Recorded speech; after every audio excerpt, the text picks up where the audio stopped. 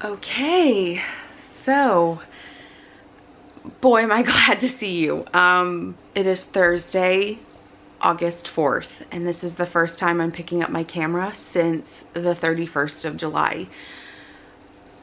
And the way that this video is going to work today is I'm basically going to tell you why that is. So today is going to be a bit of a story time in lieu of a vlog about how I left literally everything valuable on an airplane. I left my vlogging camera in my Vera Bradley backpack that was underneath the seat, and when I got off the airplane I did not take the backpack with me, and inside that backpack was my phone, my wallet that had my all of my personal IDs, my credit card, my driver's license, my just everything, all of my bank cards, everything, and then my vlogging camera. So when you fly on these flights, we try to be really diligent to make sure that the kids get some sleep. It's customary for us. We always bring a set of pajamas for the kids. We brush their teeth on the airplane. We we do the whole thing, and they get ready for bed. And Roman and I said, you guys have 10 minutes more of watching a movie and then lights out. And by this point, the cabin lights are starting to dim. It was about a 7.5, 8-hour flight on the way back to Europe. Around this point, we had about 4 hours left of the flight. 5 is a bit too much, probably 4.5 hours left of the flight. And so Roman and I said, well, if we put the kids down, they'll get about 3 hours, 4 hours of sleep. So let's put them down. We did. When the kids were in bed, as we're crossing the North Atlantic, we just had horrible, horrible, horrible turbulence. And I mean, like, it takes a lot to really shake me, but I was kind of like, all right, I'm really nervous, especially when, as I look at where we are on the map, we're like not that far from where the Titanic sank. And I'm also realizing all this turbulence is happening and we are still like 4 hours from land. Everyone had to stay in their seats at this point. Like, nobody was getting up. But like Linnea kept kind of falling off the seat because the turbulence would shake her off the seat. She and Elliot were with me, and Roman and Callum were behind us. Both of them had their eyes closed, were kind of in their own world, but Linnea kept sliding off the seat, so I kept having to push her back on. And Elliot, the turbulence would wake him up, and when he would wake up, he would fuss and cry. And so I tried to just remain as still as possible, because he actually slept like, you know, here in my arms, and I just tried to stay as still as possible to fight the turbulence so that he would not wake up. So for me, I didn't get any rest. I was very tired. The airlines, they try their best to like allow you to relax and sleep as much as possible.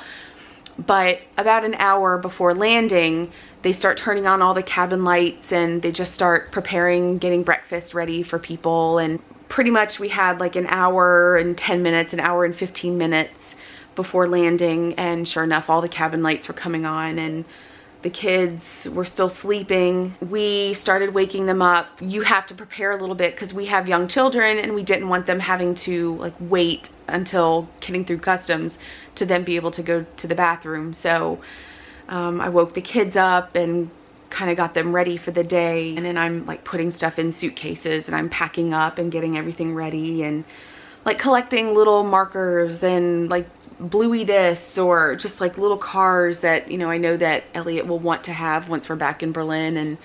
And putting the clothes, that the PJs that they were wearing in the suitcase now that they're wearing normal street clothes again, and just trying to get diapers changed, and just like doing all the things that one does as a parent with 3 kids. And I'm tired and super exhausted. And so when we finally land, I'm like, all I could think about was, we just have to get off this airplane. Like, we just have to get off this airplane because the kids are tired. Elliot doesn't want to be awake. You know, this is his first time flying overnight. He very rarely ever gets woken up for any particular reason to just suddenly start his day.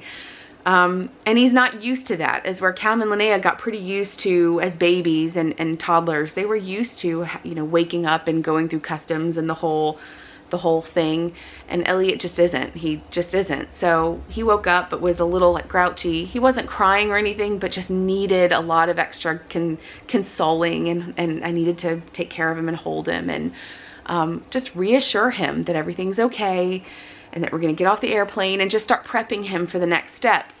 So when we get off the airplane, he's like, no, I'm not walking, you hold me. So I picked him up and I grabbed his little suitcase, and I grabbed Linnea's suitcase so that she could get off the airplane, and we just got off the airplane.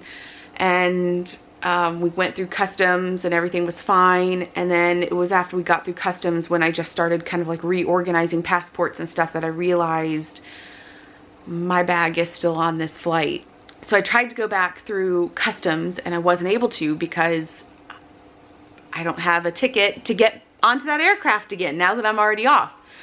And the best thing that I could do was to go to the terminal and contact the Air France customer service. And there's luckily like a customer service desk and people working, and of course it was full and busy with lots of tourists and travelers, and everyone just seemed really irritable and snarky and in bad moods. And I wait in line, finally get to the customer service agent, and I said that I left my bag underneath my seat and if she could help me locate it.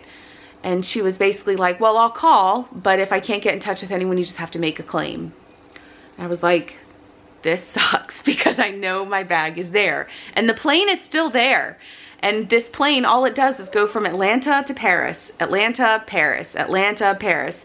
So I know the plane's there and I know my bag is there. I know somebody's gonna be cleaning it off the airplane. And I was at the same time just beating myself up because this was obviously my fault, and just like I accepted responsibility with that being my fault. So the customer service agent called, nobody answered, and was basically just like, oh, well, that's it. You just have to make a claim. I think in hindsight, if it were me, I probably would have said, hey, please stand to the side and let me get some other people and I'll call back, but just wait here and I'll keep calling to see if I can get in touch with someone. There was none of that. It was just, bye, you're on your own. And I went back to Roman and the kids, who are now waiting at the gate to board the Berlin flight, or the flight to Berlin. And I'm just like panicked. Like I'm crying, I'm in tears because my vlogging camera's in the bag, my phone's in the bag. And honestly, so many things can be replaced, but footage on this camera, especially just completing a 3-week trip with my family back in the US after being separated for 3 years, was just twisting my stomach into knots, and just like, I just wanted to throw up. Like I just felt so sick. I was in tears.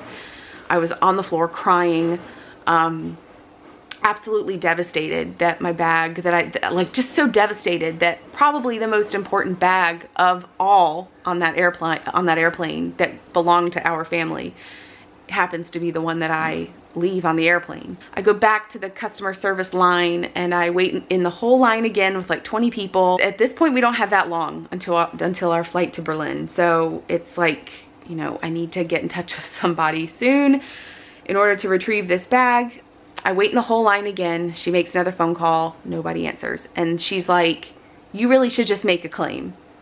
I go back to Roman. He tries to talk to our gate agents, who just basically say, we can't make phone calls from here. I'm like, you've got phones.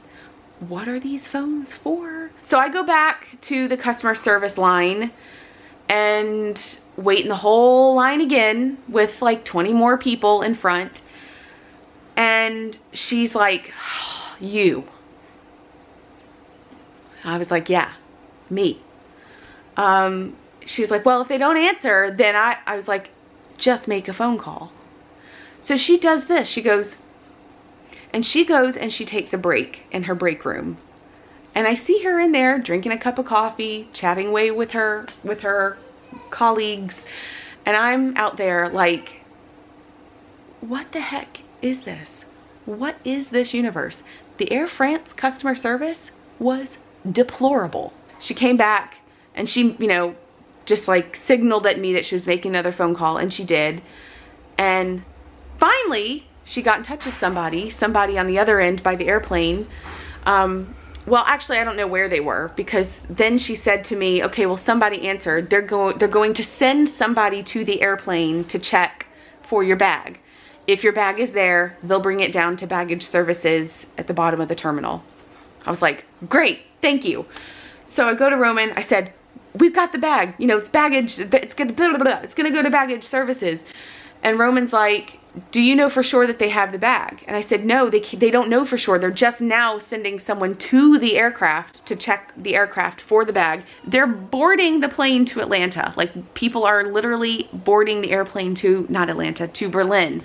And Roman's like checking, and he's like, can we get another flight later today? Like, he's checking. There are no available flights for the rest of the day to Berlin, and it's Sunday, and Roman has to work. He's got to be in the office on Monday morning. So he's like, I don't know what to do. Maybe you can stay. I don't know. But I was like, but if I don't have this, like, if my bag isn't there, I would have nothing. I'd just be stranded in the Paris airport with no phone, no money, like nothing. At the same time, I'm looking at my kids who are tired and jet lagged, and like, they just need to get back home. We've also got 3 suitcases that are now on an airplane going to Berlin. I mean, we had no way to get back to Berlin that day. Roman had to go to work. The kids were just so tired, and they were hungry, and they just wanted to eat like real food and not like airplane food. And they were just really tired and like exhausted, as we all were. I was severely jet lagged myself and seriously tired. You know, Roman brought up the point where he said, look, if it's on the airplane, it's in the hands of the airline. They'll bring it down to baggage services. They'll tag it. They'll keep it. They're not just going to like give it away to somebody. Like, they have to verify that it's you. So why don't we go home? We'll make a claim for it, because they have this whole online portal where people lose things and find things, and this whole lost and found portal online with the airport. Roman was like, we'll make a claim that we've lost the bag, and we just have to go this route because we can't miss this flight to Berlin. So it like totally broke my heart, and I was in tears boarding this airplane. And so we got on the airplane to Berlin, and we're not able to go down to baggage services to collect the bag. So we get to Berlin, and by this point on the airplane, Roman's already made a claim. He's already done the work, because I don't have a phone to do anything from. We get back home. I'm calling Air France, the customer service lines, and gosh, talk about useless. After about like 8 or 9 phone calls with different customer service agents who were not very helpful, I finally got the number to Lost and Found at Charles de Gaulle, and I'm calling that number like every hour, just ringing that number, and nobody ever answers that number, ever. I was messaging on Facebook. I was messaging various customer service people, Charles de Gaulle people. It was like yelling into outer space where nobody can hear me, nobody's listening, nobody's answering. It was really annoying. It was really annoying, and that made the anxiety just escalate. I go online, I look at Roman's ad. Lo and behold, I see a found bag that meets the description of mine. And it doesn't go into the specifics of what's inside of it, but the actual description of it lines up with the date that it was lost. And I told Roman, I was like, I think this is my bag. I think this is it. So I click on it and then think that this is a match for me. And then the wait. I just waited and waited and waited and waited and waited and waited.